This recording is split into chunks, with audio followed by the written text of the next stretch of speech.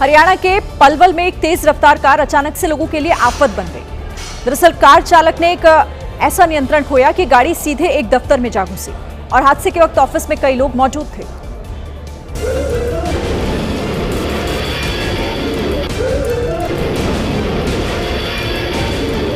दफ्तर में मौजूद लोग बातचीत कर रहे थे, तभी एक कार दरवाजा तोड़ते हुए दफ्तर में घुस गई। हादसा इतना जोरदार था कि दफ्तर के शीशे और फर्नीचर चकनाचूर हो गए।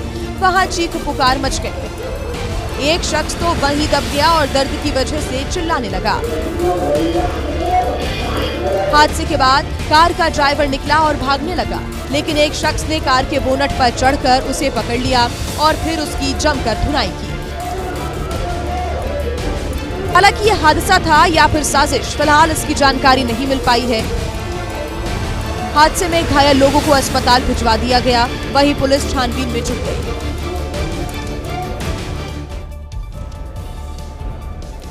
बेकाबू रफ्तार सिर्फ ड्राइवर के लिए नहीं बल्कि सड़क पर चल रहे बाकी लोगों के लिए भी मुसीबत बन जाती है।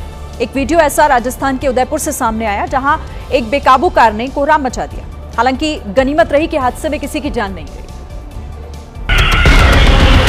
कार अचानक बेकाबू हुई और सर्विस रोड पर खड़ी 3 बाइकों को उड़ा दिया। बाइक को टक्कर मारने के बाद ये कार एक पेड़ से टकराई और फिर 360 डिग्री पलटते हुए खड़ी हो गई। कार के आगे का शीशा टूट गया, जिससे कार में बैठा शख्स बाहर गिरते गिरते बचा। इस दौरान एक महिला और एक युवक कार के नीचे आने से बाल बाल बचे। अब हादसे से पहले का वीडियो देखिए। कार अपनी लेन में चल रही थी, लेकिन अचानक बेकाबू हो गई और ये हादसा हो गया। बताया गया कि ड्राइवर के पैरों के नीचे पानी की बोतल आ गई, जिससे ड्राइवर ने कार पर अपना नियंत्रण खो दिया। पुलिस ने कार को जब्त कर लिया।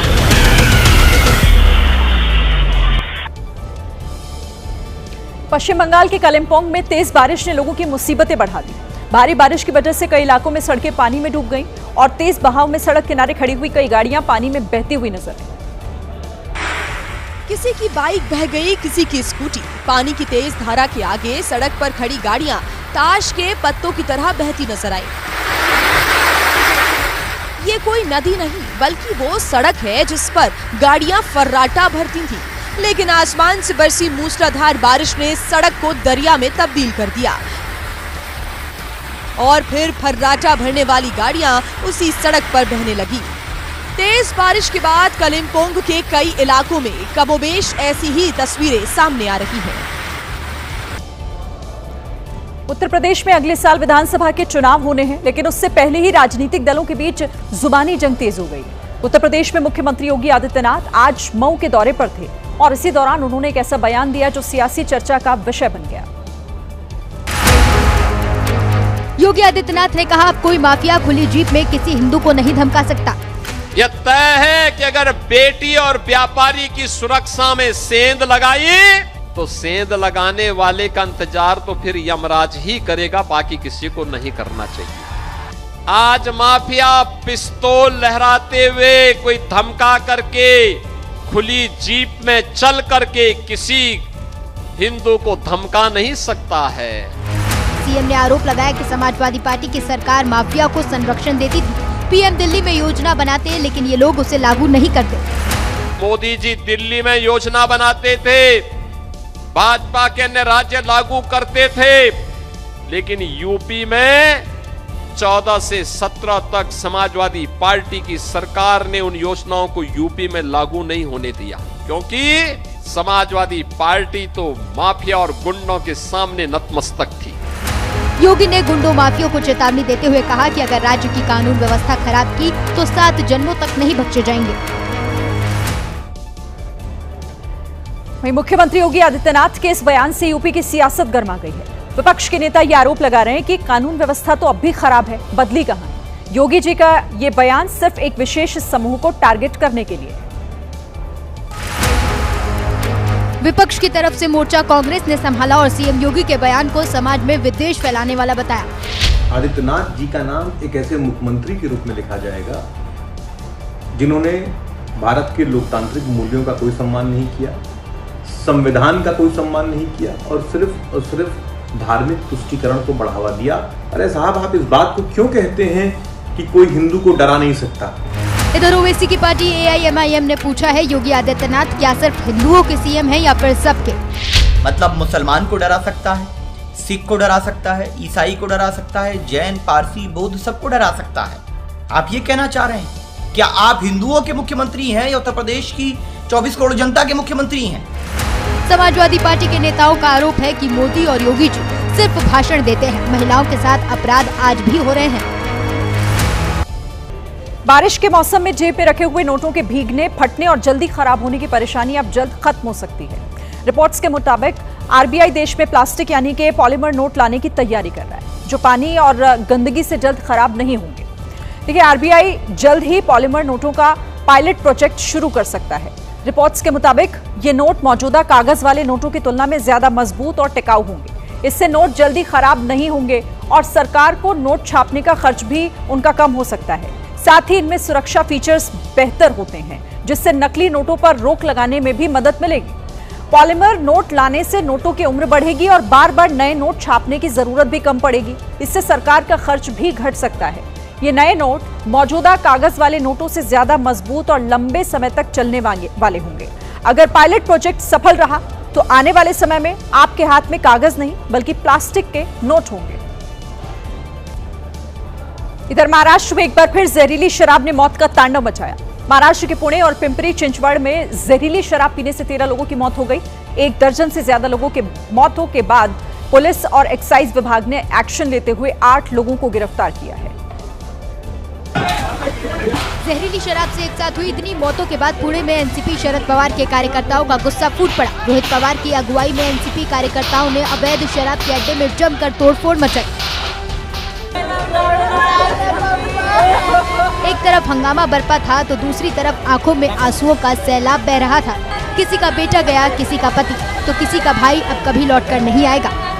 इस जहरीली शराब ने कई जिंदगियां एक ही झटके में खत्म कर दी। पिंपरी चिंचवड़ के एक ही परिवार के 2 सगे भाइयों की जहरीली शराब पीकर मौत हो गई। बताया जा रहा है कि शराब को योगेश वानखेड़े नाम के इसी गिरफ्तार व्यक्ति ने बनाया था, जिस पर पहले भी कई केस दर्ज हैं, जबकि पिपरी चिंचवड़ के करनाल वेड़का में इसको डिस्ट्रीब्यूट किया गया, जिसकी उम्र 74 साल है। मुख्यमंत्री देवेंद्र फडणवीस ने सख्त कार्रवाई के आदेश दिए हैं। इस बीच जहरीली शराब कांड की जांच क्राइम ब्रांच की स्पेशल टीमों को सौंप दी गई है।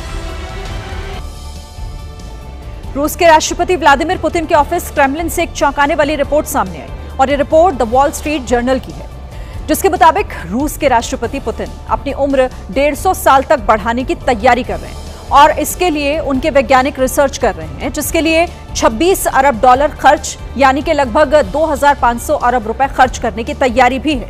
इस रिपोर्ट के मुताबिक इस प्रोजेक्ट की देखरेख राष्ट्रपति पुतिन और उनकी बेटी मारिया कर रही हैं। इस प्रोजेक्ट में जीन थेरेपी के जरिए सेलुलर एंजाइज को धीमा किया जा रहा है, जिससे बुढ़ापे को बढ़ाने वाले जीन को खत्म किया जाए। दूसरा, 3D बायो प्रिंटिंग प्रोसेस के जरिए खराब हो चुके इंसानी अंग को फिर से तैयार करने की कोशिश की जा रही है, ये प्रयोग हो रहा है। साथ ही जीन मैच के जरिए मानव अंगों का तैयार करने का प्रयोग भी यहां पर किया जा रहा है। देखिए, रूस के वैज्ञानिकों को इस बात की उम्मीद है कि ये प्रक्रिया साल 2030 तक पूरी की जा सकती है। गर्मी के मौसम में एयर कंडीशनर से जुड़े हादसों ने लोगों की चिंता बढ़ा दी है। घटना दिल्ली के पौश इलाके हौज खास से सामने आई, जहां इसी तरह के हादसे में एक पूर्व अधिकारी की जान चली गई। रिटायर्ड IAS अधिकारी धनेंद्र कुमार के घर बुधवार रात AC के इंडोर यूनिट में अचानक ब्लास्ट हो गया और इसी वजह से घर में भीषण आग लग गई। हादसे में धनेंद्र कुमार और उनके बेटे घायल हो गए, जिन्हें तुरंत अस्पताल ले जाया गया, लेकिन पूर्व अधिकारी ने इलाज के दौरान दम तोड़ दिया। घटना के समय घर में परिवार के सदस्य और घरेलू सहायकों समेत कुल 5 लोग मौजूद थे। फिलहाल पूरे मामले की गंभीरता को देखते हुए पुलिस और क्राइम टीम की जांच तेज कर दी गई है। दिल्ली के पौष हौज खास इलाके में हुआ यह हादसा लोगों के लिए डर और सवाल दोनों छोड़ गया है। लखनऊ के चारबाग रेलवे स्टेशन पर एक बड़ा हादसा हो गया, जब प्लेटफॉर्म पर लगे टेंट शेड में अचानक से वो धड़ाम से गिर पड़े और नीचे मौजूद कुछ लोग उसकी चपेट में आकर दब गए। जिस वक्त शेड गिरे ये लोग वहीं पर मौजूद थे। शेड गिरते ही अफरा तफरी मच गई और तुरंत लोगों को निकालने का काम शुरू हो गया। हादसा प्लेटफॉर्म 4 और 5 के बीच 3 शेड की मरम्मत के दौरान हुआ। मौके पर मौजूद RPF के जवानों की मदद से उन्हें निकाला गया। हादसे में एक लोको पायलट और 2 अन्य लोग घायल हुए हैं। तीनों के पैरों में गंभीर चोटें आई हैं। इस हादसे के बाद सवाल उठे, आखिर भीड़ वाले प्लेटफॉर्म पर इतनी बड़ी लापरवाही कैसे हुई। यूपी के हमीरपुर में बेतवा नदी पर निर्माणाधीन पुल का स्लैब अचानक से गिर गया। बताया जा रहा है कि हादसा आंधी तूफान की वजह से हुआ, जिसमें 6 श्रमिकों की जान चली गई। सीएम योगी आदित्यनाथ ने घटना पर दुख जताया है और अधिकारियों को हर संभव मदद के निर्देश दिए हैं।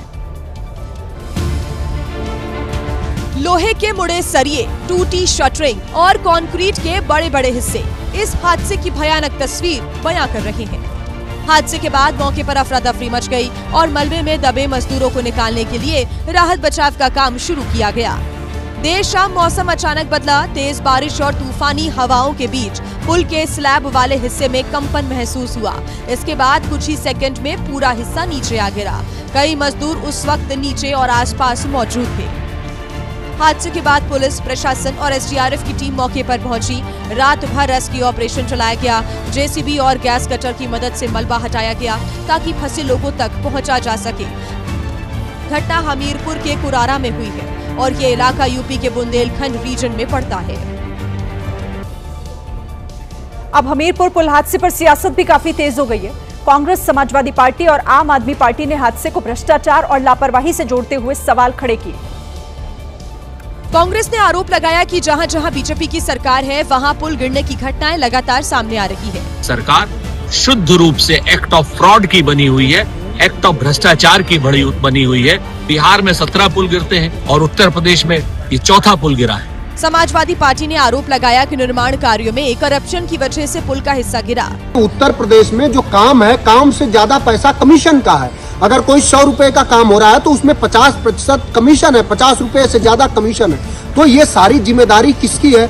आम आदमी पार्टी के सांसद संजय सिंह ने हादसे को निर्माण कार्यों में लापरवाही और भ्रष्टाचार का नतीजा बताया। वहीं बीजेपी सांसद बृजलाल ने कहा कि सरकार इस मामले को गंभीरता से देख रही है।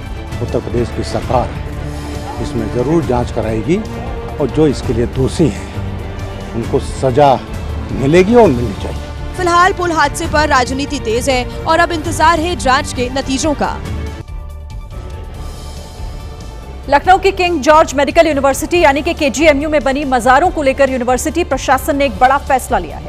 यूनिवर्सिटी की जांच समिति ने कैंपस में मौजूद 8 में से 6 मजारों को लावारिस घोषित कर दिया। नोटिस में दिया गया समय खत्म होने के बाद केजीएमयू प्रशासन ने इन 6 मजारों को लावारिस घोषित कर दिया। जब किसी मजार की न कोई संचालन समिति है, न केयरटेकर है, न कोई उस पर अपना दावा कर रहा है। जांच के दौरान केजीएमयू प्रशासन ने जिन स्थानों पर इन अवैध मजारों को चिन्हित किया है, वे अस्पताल के सबसे व्यस्त और संवेदनशील इलाकों में स्थित हैं। दावा है कि इन मजारों की वजह से अस्पताल में मरीजों को आने जाने में दिक्कत का सामना करना पड़ता है। अब केजीएमयू प्रशासन ने जिला प्रशासन को चिट्ठी लिखकर अपील की है कि इन लावारिस मजारों को विधिसम्मत प्रक्रिया के तहत किसी अन्य उपयुक्त स्थान पर ट्रांसफर किया जाए। उत्तराखंड के देवप्रयाग में पीने के पानी की किल्लत से जूझ रहे लोगों का सब्र जवाब दे गया। लोगों ने जमकर प्रदर्शन किया और सरकार से जल्द इसका समाधान निकालने की मांग की। रात के वक्त हाथों में मशाल लिए सैकड़ों लोग सड़क पर उतरे और अपना विरोध जताया।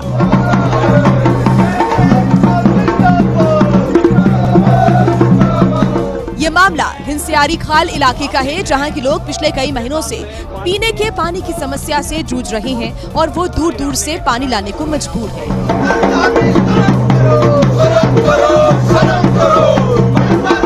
लोगों का कहना है कि इस मामले को लेकर अधिकारियों से कई बार शिकायत की गई, लेकिन प्रशासन ने उनकी समस्याओं पर ध्यान नहीं दिया और इसी से नाराज होकर लोगों ने मशाल जुलूस निकालकर अपना विरोध जताया।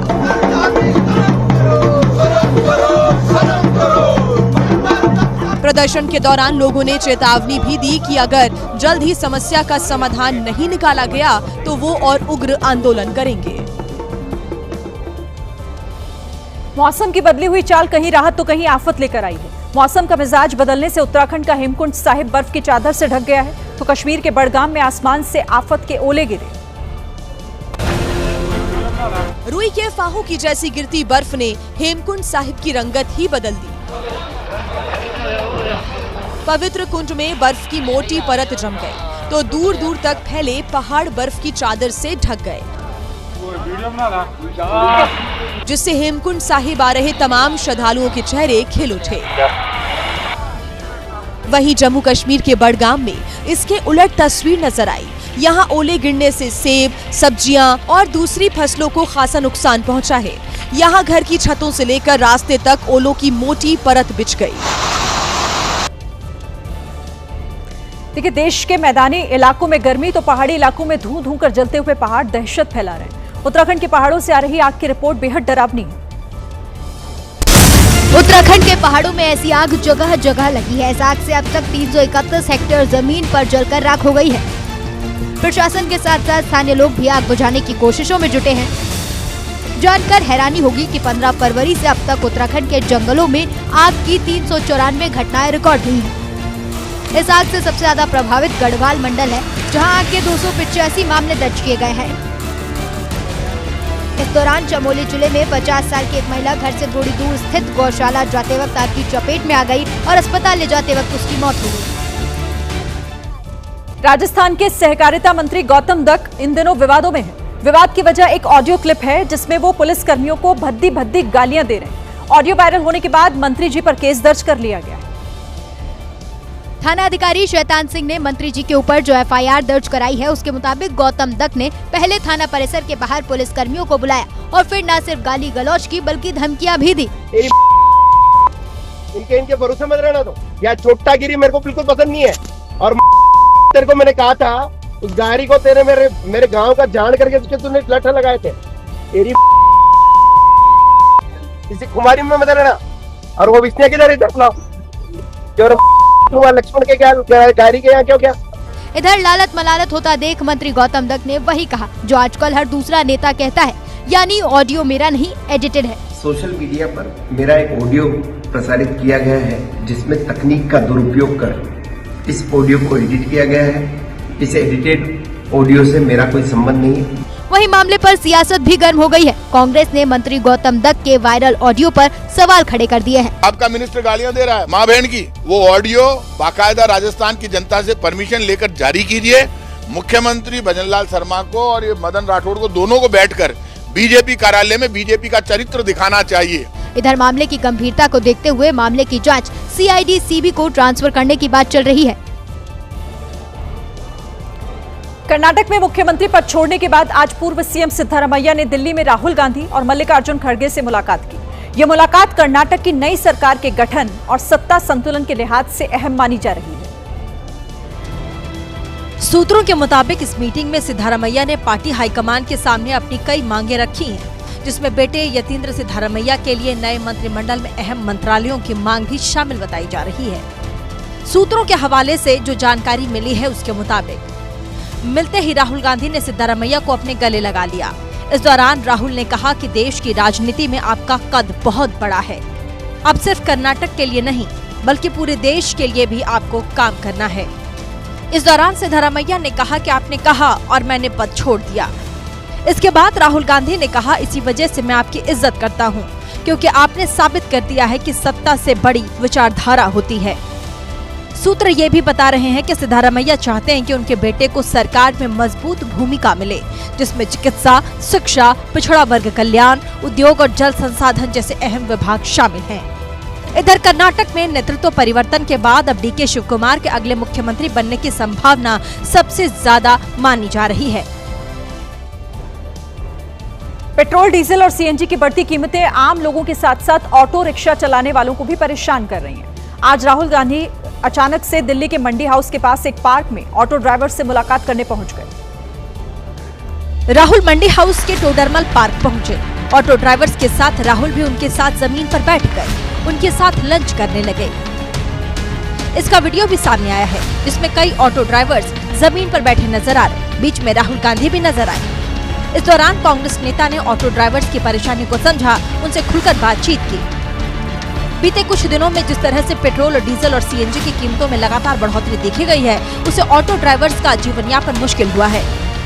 आज इन्हीं मुद्दों पर राहुल गांधी ने ऑटो ड्राइवर्स के साथ मुलाकात करके उनकी तकलीफों पर चर्चा की।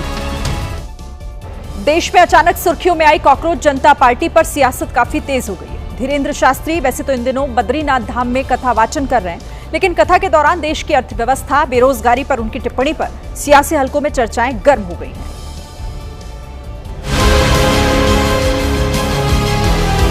धीरेन्द्र शास्त्री ने कॉकरोच जनता पार्टी के बहाने भारत में बेरोजगारी और सिविल डेवलपमेंट पर बात कही। भारत भी गजब है, जिन कॉकरोचों से लोग डरते उनकी पार्टियां बनी, पर इससे यह सिद्ध होता है बेरोजगारी तो बढ़ रही है। भारत के युवाओं की चिंता तो होनी चाहिए। धीरेन्द्र शास्त्री ने पीएम मोदी के पेट्रोल डीजल बचाने वाली अपील पर भी टिप्पणी करी। आम जनता से तो प्रार्थना की गई कि डीजल पेट्रोल बहुत कम चलाएं। काश नेताओं के चार्टरों पर भी रोक लगाया जाता, बड़ा मजा आता, क्योंकि सबसे ज्यादा तो उसमें ही फूकता है। एक काम और होना चाहिए था, 3 महीने के लिए नेताओं की सैलरी कट करनी चाहिए। इधर कांग्रेस ने तंज कसते हुए कहा है कि अब तो धर्मशास्त्रियों को भी बेरोजगारी समझ आने लगी है। ये नरेंद्र मोदी जी की सरकार के अंत की घोषणा है। जब धर्मशास्त्री भी ये कहने लगे कि बेरोजगारी यहाँ पर चरम है, तो निश्चित तौर पर अब भारतीय जनता पार्टी का जाने का समय आ गया है। धीरेन्द्र शास्त्री के इस बयान के कई सियासी मायने निकाले जा रहे हैं। फिलहाल विपक्ष को सरकार पर हमला करने का एक और मौका मिल गया है। भोपाल के चर्चित ट्विशा शर्मा मामले में सीबीआई ने ट्विशा के पति समर्थ सिंह और सास गिरिबाला सिंह को स्पेशल कोर्ट में पेश किया और दोनों के 5-5 दिन की रिमांड मांगी, जिसे कोर्ट ने मंजूर कर लिया है। दोनों की अब कोर्ट में 2 जून को दोपहर 2 बजे पेशी होनी है। एक दिन पहले हुई गिरफ्तारी के बाद पूर्व जज और ट्विशा की सास गिरिबाला सिंह की कोर्ट में पेशी हुई। साथ ही सीबीआई ने उनके बेटे समर्थ सिंह को भी पेश किया और 5-5 दिन की रिमांड मांगी। कोर्ट में सुनवाई के दौरान गिरिबाला सिंह के वकीलों ने कोई आपत्ति नहीं जताई, जिसके बाद कोर्ट ने दोनों को रिमांड पर भेज दिया। कोर्ट के फैसले के बाद सीबीआई की टीम दोनों को लेकर वहां से रवाना हो गई और 5 दिन की जो रिमांड है उस पर कोई उनका विरोध नहीं आया, इसलिए मजिस्ट्रेट ने 2 तारीख को 2 बजे दोनों आरोपियों को पेश वापस करने के लिए रिमांड खत्म होने के बाद आदेश किया। सूत्रों के मुताबिक रिमांड के दौरान सीबीआई गिरिबाला सिंह और समर्थ सिंह को आमने सामने बैठाकर पूछताछ कर सकती है। साथ ही सीबीआई ये भी पता लगाएगी कि फरारी के दौरान समर्थ कहां रहा और किन किन लोगों के संपर्क में था।